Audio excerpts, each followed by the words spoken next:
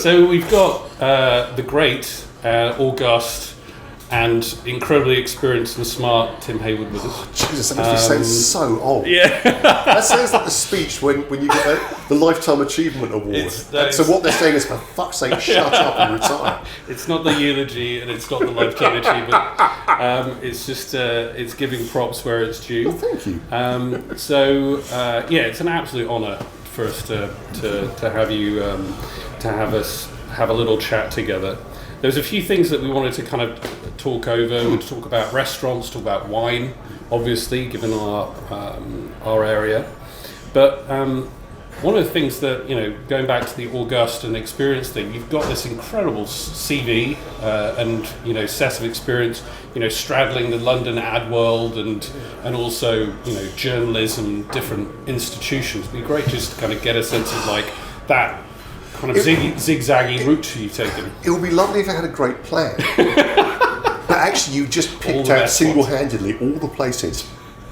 Possibly you've left out the whole digital area, but all those places in which a reasonably creditable and fast-talking bullshitter could make a name for himself in a very fast period of time. I just moved through them fairly fast. Is that at the top of your resume? Well, obviously one never actually says it out loud. I can now because I'm old and at the other end of it. But it's I didn't go to university. I went to that last great British institution of art college, which was marvellous. I trained as a photographer and filmmaker. Wow! So I love that stuff, and I still do take pictures, and I still. But I'm fairly sort of visually aware. That's my thing. That didn't really help much. I mean, you couldn't do much with an art college degree. Well, it's not a degree, it was a diploma. Didn't help. A diploma show that nobody wants to look at, and so I did that. I moved to the States, fell in love with a waitress, which you should never do. But then I got a job at Break for the Border, which was a Tex-Mex restaurant just off Tottenham Court Road. And I don't know because I didn't. Still going now? No, God no, I hope not. It was supposed to be closed down for food poisoning years ago. I mean, I'd done some cooking because I grew up on the South Coast, so you got jobs in restaurants, that's all you did. Yeah. I was a hopeless waiter. And so I applied for a job at this place. I didn't want to work in the kitchens, I wasn't up to speed. And they said, okay, you can be a bouncer, which was incredibly stupid. So I got a job as a bouncer. I fell in love with a waitress who was American, and we travelled all over the deep south. South London to the deep from south. South to the deep south. Travelled all over the Carolinas, Mississippi. Between those two, I got a job at Carlton Television. Yeah. And that was weird. I managed to blag my way into being an avid operator. I'd never worked one before, but when I'd been in the States, I'd seen the first Mac. Wow. And I had an SE30, which I brought back with me, and people thought I was sort of digital. So I did that, and that was cool. And then I went to CHHCL, I had a job interview with Adam Lurie, who was like the god of planning. In the end, I went through 6 agencies, and I was either fired from or headhunted out of each one for money. And after the last one, which was creative director of a PR agency, which should probably remain nameless, which I did for about a year. We can find it out. Before they decided I should leave and gave me a large amount of money to do so. I became a stay-at-home dad, which was great. It was the happiest years of my life, carrying my daughter around on my backpack and trying to build up a freelance career. And because I was a wanky, shameful ad man, I thought, okay, well, the first thing you're going to do is you've got to find out how this is done. Think like a planner. So I started trying to work out what I'd like to write. I thought, well, I'm not doing comedy. I'm a funny comedy. So I went to the BBC writers' room stuff and started writing comedy scripts. And they were still paying by the gag back then. I think I got my first check from the BBC for the news headlines for a joke about Thatcher or something like that. It was real rubbish. Yeah, I think back then it was about £5 for a gag. And I did a few of those, but not that many. It was really quite awful. And then there was screenwriting, and people did screenwriting courses. So I did a bunch of screenwriting courses, which were hysterical because they were really formulaic and really brilliant, and taught me that there was process, but also put me off film for life. And then I thought, actually, fucking food. I like food. It actually turns out that quite a lot of the restaurant critics and food writers in the UK that have done well.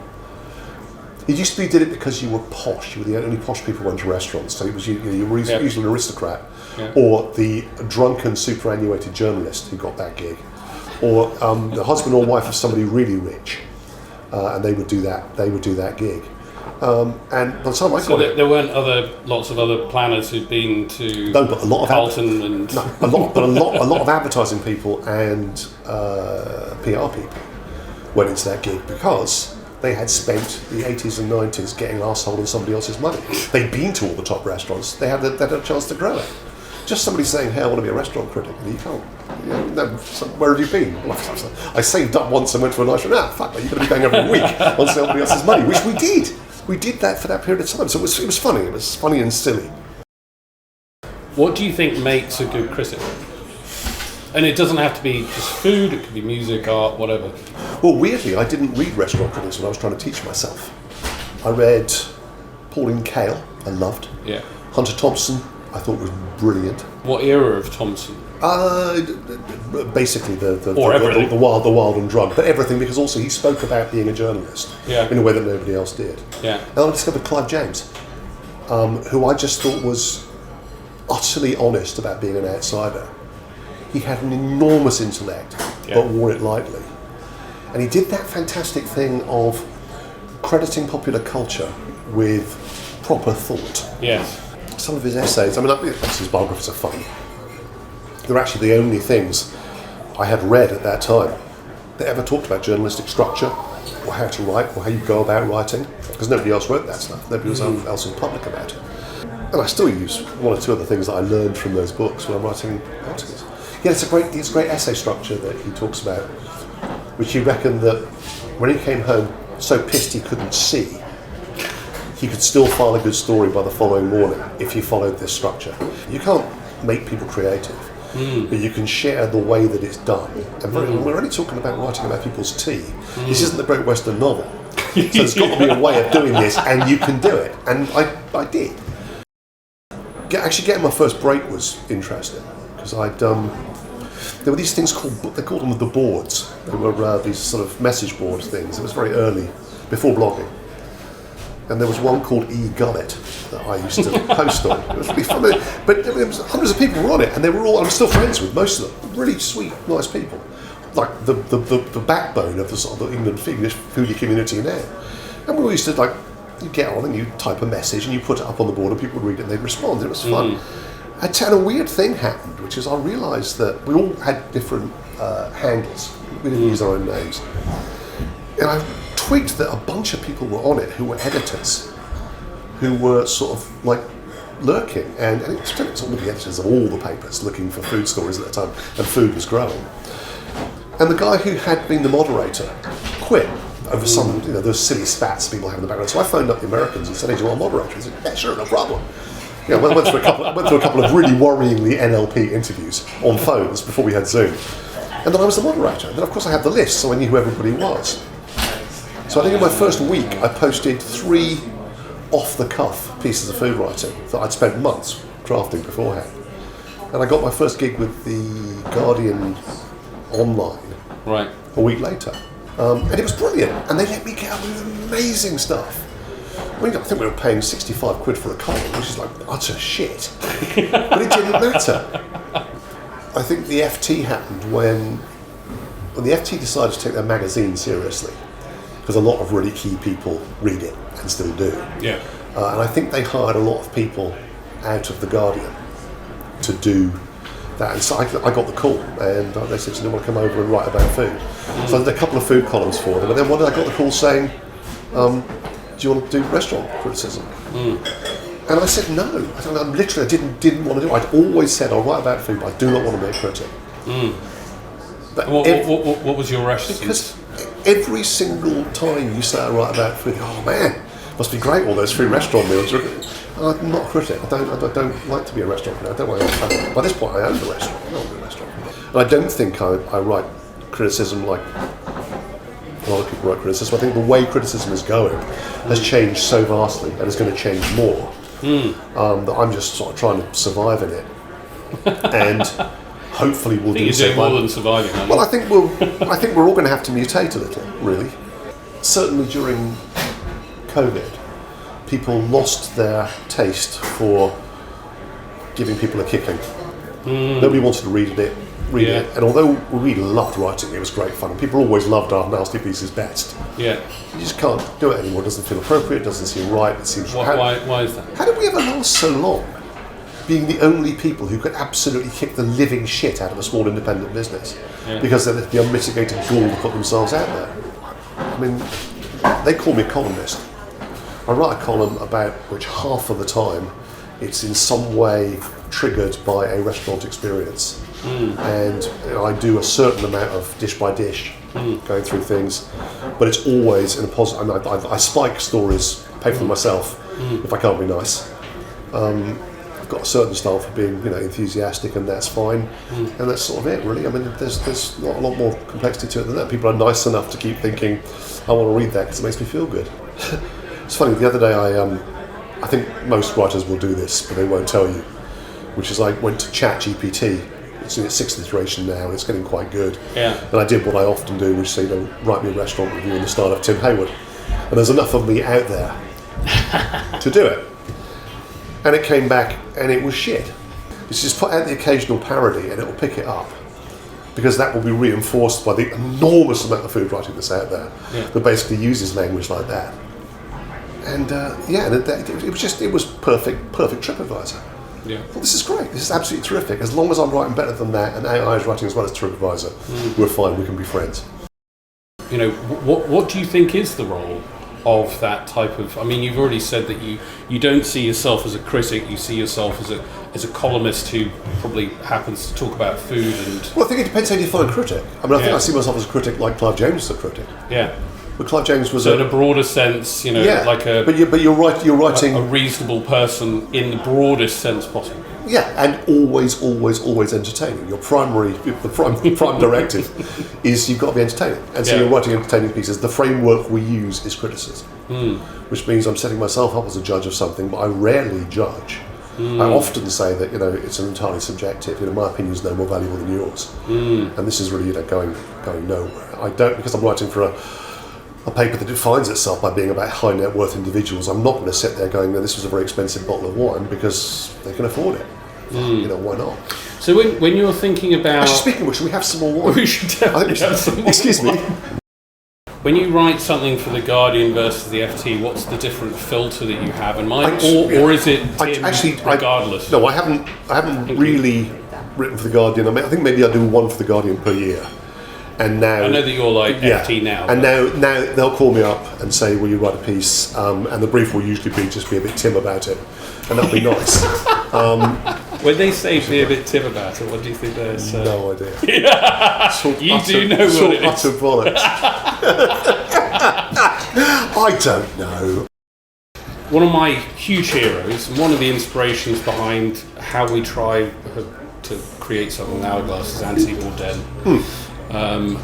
Who's sadly not with us. And you wrote a brilliant obituary about him.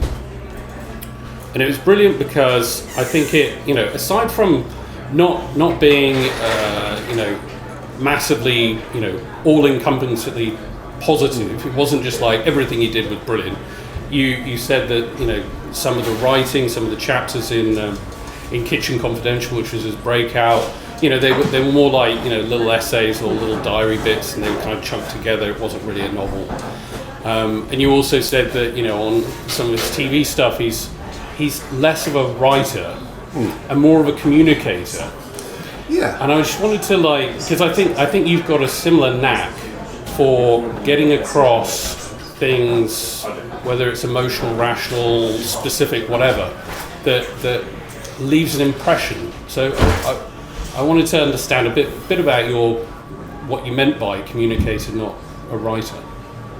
Well, I think he's a creature of his age, in the sense that although all of us would like to be the sort of the Henry Miller character, just sitting in an attic somewhere in Paris and having it off with Anais Nin, and then writing a great bit of work, and having a conversation with your publisher, and it comes up on a bit of paper.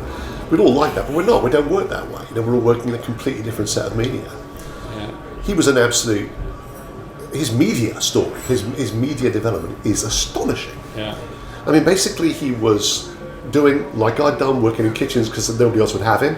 He was dealing with drugs. He got a lot deeper into it than I did, but similar issues. And then one day he was living. His mum was an editor on New York Times. This is it. Yeah. His best mate, who he was living with, worked for whoever the publishing company was that eventually published Kitchen Confidential. He already put two of those pieces out in the NYT, which he didn't know what it was, a Nepo baby in that respect. and you can tell his whole persona is based on he wants to be Joe Strummer. Just so facing it. And why not? What the fuck's wrong with that? So would I. Definitely aspired to Joe Strummer. And so, good taste. I liked that. I liked that about him. But he kind of didn't take himself too seriously. But when that book hit, and it took off, and he took the money, and he did what you'd expect, or what I would bloody do with it, which is, he got two people who'd been doing Manhattan Cable up to that point, Randy Barbato and whatever the other guy was called. Yeah. So, okay, look, we're going to take a camera, like one of those little tiny digital cameras you put on your shoulder, and a microphone, and we're going to go to, hey, let's go to Saigon, because I'm really absurdly fascinated with the Vietnam War, let's do that. Yeah. And he turns up and he's got his little Boilermaker glasses on, and he's ripped to the tits, and he does it, and people still think he's a bad boy. People keep calling me a bad boy chef. I'm not a boy. I'm not a chef. I'm not really that bad anymore. Yeah. And it's something lovely about that, because he also grew up like what he was a very intelligent man. You're a writer the day you wake up and say I'm a writer. That's what you, and that's sort of. That's the word. I have that degree of awful ad-man self-confidence. I decided that fairly early on, and now I'm doing it. I'm living that dream. But they often say, well, so what do you do during the day? I said, well, I'm a writer all the time. But interestingly, the actual writing of a piece, I'm actually remarkably fast. Yeah. And I don't do multiple drafts. So when you say you're a writer all the time, does that mean that you're taking notes, you're thinking all the time? Or because I think what does that involve? Good writing, particularly journalism, isn't actually about vocabulary and punctuation. People think it is, and it's not. Because you've got subs who will stop you saying anything stupid, not punctuating it well, using the wrong words or using, spelling them wrong. They've got all that covered. What you've got to do is have an absolutely airtight argument, you can call it, or structure if you want to call it that. But you've got to have an airtight point that goes through it. So I rehearse stuff I might write, like this. One of the best ways, I often say it to young writers, which is, okay, this is great, but it's all over the place. Just look at me and tell me, like we're in a pub, what you're trying to tell me. Basically, it's like this. Okay, well, this one, I write that down. Because I didn't go to university. Nobody ever tried to teach me how Virgil had done it or how Shakespeare did it. That never happened. So I got it from adverts. I got it from TV. I got it from screenplay. Back to my point. What's it like being a writer? Well, for 45 minutes, which is about what it takes me to do 1,000 words, just like that. But I don't sit down unless I've got it. Once it's cooked. Woe betide you coming for dinner on a Wednesday if my writing day is on a Thursday, because I will run it past you and see if you laugh and where you laugh and where you don't. I've always done this thing whereby I finish it 2 days before deadline, and then sleep on it and don't touch it and walk away from it, and then I go back to it for one last go before it goes in. So what do you write on? Do you write on your phone? Do you write on your laptop? I write in my head. Yeah. Because when so back to that original point about making notes and about Will Self, who I think is a brilliant writer. But he's got that slightly big words. Yeah, he's got that slightly Oxbridge problem about. He's a writer rather than a communicator. He's about words and crafting the perfect sentence.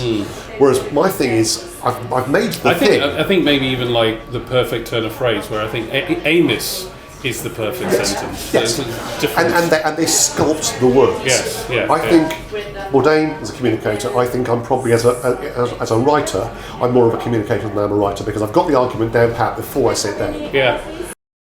Have you come across a food writer called Kate Hawkins? Yes. Food wine writer. Yeah. So she's a really good friend. She's a really good communicator. Yeah. Because she gets her passion straight and she really goes. Yeah.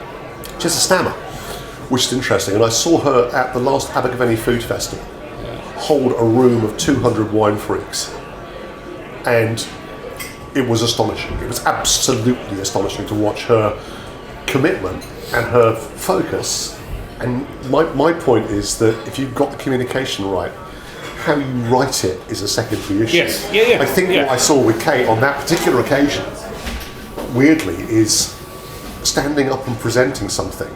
If you've got the thing right in your head, what you say, the quality of how you say it is sort of immaterial. I guess it's like the difference between the Marseillaise and God Save the King, or God Save the Queen. Exactly. Marseillaise isn't necessarily about the words; it's about the feeling, and it's vox popular. It's of that the sound and the words and everything is a one thing, whereas the other example is just a series of words with some music. You're not writing, you're not performing. Yeah. You're transmitting an idea from your head to somebody else's. Yeah. So everything else is just a finesse on that. Don't use long words that are going to alienate people if that's the kind of audience you're going for. Never patronise and write down to people by explaining what the words are. I think the Big Mac is the most perfect food ever devised. It's the most perfect food ever devised because 1 billion people have eaten it and not rejected it. And you start looking into the technology of what's in it and how it's evolved over time. Yeah. It's beautiful. I mean, the thin patty is there, like all smash burgers, because you're not trying to have it rare in the middle like a steak. It's all about the mild reaction on the outside.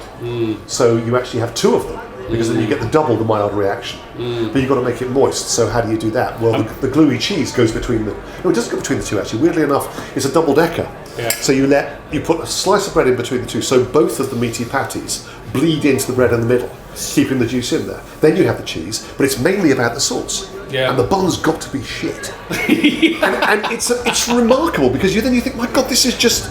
Well, the bun, this is the most perfect food. Bun isn't kind of anything. It's like, what substance is it? It could be like cardboard. It could be, Actually, their ingredients are pretty good. So I agree with you that Big Mac might be that perfect, but surely it's the McDonald's cheeseburger, just the single cheeseburger. A burger is a kind of a platonic solid, isn't it? Or it's got a certain semiotic weight to it. Yeah. But you can make a very strong argument. How can you argue that a Big Mac is the same as a gourmet burger? From Nosferatu, whatever it was called, with a Gordon salt Ramsay bay. Or Gordon Ramsay. Salt bay. You can't. There's literally no way. One is trying to be a steak. One is trying to be a fast food that doesn't spill on your tie when you're driving. Now, those are 2 ends of the same spectrum. Yeah. But one of them is evolved to be the perfect deliverable. It's got vegetables in it. It's got flavours that are simultaneously sweet and sour. It's everything about it is absolutely ideal. Now, I'm not saying I'm going to eat them every day of my life. I don't. I do it very, very occasionally. But I am saying you don't say that's shit. You wrote something recently about all the best restaurants are diners, in essence. Yeah. Can you just expand on that thought, because it kind of runs contrary to a lot of the received wisdom of the best restaurants are the ones which are the fanciest and the most forbidding. In as much as I have a chip on my shoulder, it's that. I don't think any place should define itself by how uncomfortable it can make most people. And therefore you don't feel uncomfortable because you're rich enough to be able to pay them not to be nasty to you. It seems fundamentally flawed. They'll still judge you though. Yeah. But a diner, having worked in a lot of diners as a kid, they're just so democratic. Yeah. It was a place for authentic experience and exchange, and I loved that. I loved that about them. I've actually just written a piece about gastropubs. For me, that's what a pub should be. That's my moon underwater, is that sort of place. It's a gastropub in 2000. I love it. It should have good wine, it should have reasonable food, it should be friendly, it should allow children and women and dogs. And that's what I want a pub to be about, because what we didn't have here was little zincs with check tablecloths and pasta on tap, and they know we. So our pubs are our bistros. gastro pubs are those. Yeah. Because so they're the equivalent of the bistros in Paris, Yes. and the trattorias in Rome and Milan. The reason I like this place, weirdly, is it's got that diner thing. Yeah, it does feel like a bistro. It feels democratic. It's lovely. They want everybody to be comfortable. They want everybody to be happy. It's very fundamental. What they were about was democracy and supplying the needs of a local audience. Making people feel comfortable. Yeah, and those places are always good. I mean, Sostanza in Florence, which is like one of my favourite restaurants in the world. People travel right the way around the world to have their bistecca fiorentina, but it was a working man's restaurant originally, and they still managed to get that kind of, hey, come in, sit down, you've got to share a table with a bunch of Belgians, it's going to be great. You go, oh, fuck, I love this is what I wanted. Absolutely what I wanted. This book I'm researching about steak is steakhouses are actually no more complex than burger restaurants. Yeah. They're a really simple process, but Hugh Gott, who's one of the founders of Hawksmoor, said to me the other day, the secret of a steakhouse that you need to know is it's a cheat code for fine dining. I think that's bloody brilliant. I love it. One of my early jobs in San Francisco was I was front of house at the Hard Rock Cafe. They were brilliant. They were absolutely brilliant. And he said the secret of the Hard Rock Cafe is this. He said most people coming in to town, they've been to a restaurant before in their lives. They're nervous. They think the staff are going to be rude to them. Yeah. Then the wine waiter's going to laugh at them. Yep. They won't understand the menu. The principle of this place, he said, is basically it's going to be food they recognise from the local diner. It's going to be staff that look just like them, only wearing an apron. Yeah. It's going to be friendly and charming. Some contact for you guys. Thank you. That's Wonderful. lovely. So best of all, because none of them have got anything to talk about and they're nervous about making conversation, we nail stuff to the walls that everybody understands. That's Jimi Hendrix's guitar up there. That's the fins from a 1950s Chevrolet. It's a brilliant example. And of course it was exactly that. It was Brilliant creating example. a place where everybody could be comfortable and happy. What they were about was democracy and supplying the needs of a local Making audience. people feel comfortable. And those welcome. places are always good. It's amazing that you mentioned Hawksmoor because I've done that. I've done that exact thing where the one at Spitalfields, I've gone up to the counter and I've just been there with a book and have a steak and whatnot, have an old fashioned, not think about it, completely comfortable, completely relaxed. And I think I agree with you. This place has got the same kind of good quality stuff, but like disarmingly accessible. These guys have got at Noble Rock have got so many interests, so many different backgrounds. The way they came at it was interesting, but fundamentally, the two of them have got it really bad. They've got the hospitality bug really bad. They can't get it out of their system. They're in here all the time checking things out, and they get nervous if things aren't perfect. And you can see that you can see people twitch on the opposite side of the room if they're a good hospital and things aren't right. And then the things you think are important are so not. So they've got it bad, but that is good. But that is good. Yeah, unfortunately. And he had a marvellous thing that I'm sure he told everybody, but I felt he told me. He vouchsafed it to me personally. He said, when I go and review a restaurant, there are at least 12 things that are of importance. And none of them are the food.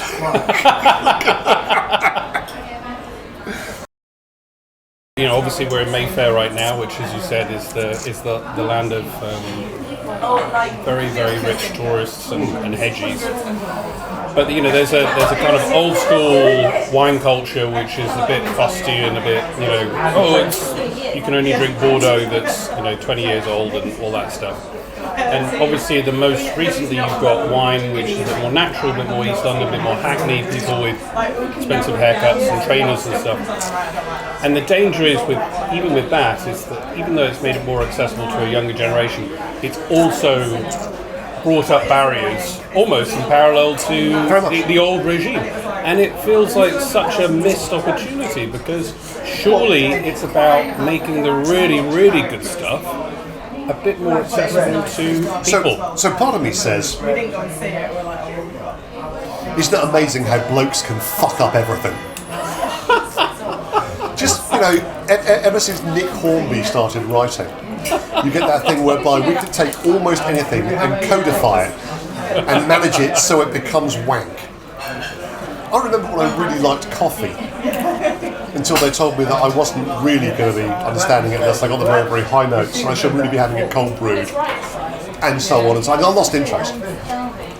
But I felt really, when the original natural wine thing kicked off, there was a lot of that about it. It was too much hackney, too much bro. Kate said to me, and I will hold to now for the rest of my life, is you've got to think about how the next generation are going to be drinking wine, and it's like this. By the glass, for adventure and for excitement. And actually, Grandad, none of the stuff you know is of any value outside the dinners you have with your 6 mates who can afford the expensive stuff. And I'm sort of humbled by that, and I also, if I have any wine advice to anybody out there, that is it. You talked earlier about like if you were in the 60s, you'd be. It kind of is natural that Fleming's idea of Bond would catch on, and Bret Easton Ellis's idea of Patrick Bateman in the 80s, did it catch on, did it not? But, it epitomised an era. You were talking about, well, what would be the equivalent now? I think we're in like the post-history moment. And so it means that we can, if we want to do by the glass, and we want to live like Americans, and I think the way the Americans drink wine is like today. What am I, or in Hong Kong, Beijing, it's like, what am I drinking today? What am I showing my friends? What am I sharing with my friends today? The English style is, what are we drinking in 10 years or 12 years or 10 years with some person who may not even be there. And I think it's great. The privilege is being able to move from one foot to the other and enjoy both, dependent on the situation. I think that's someone who really gets food and really gets wine. You can pick the right tool for the right moment. This is callbacks to all the things we've been talking about. So it's like we're sitting here, we're having a conversation on tape in which we're formulating a new. Fucking planet. Yeah, exactly. But it's a thought strand, isn't it? I mean, the incredible balance to strike is there's no constraint on quality, but the accessibility is universal.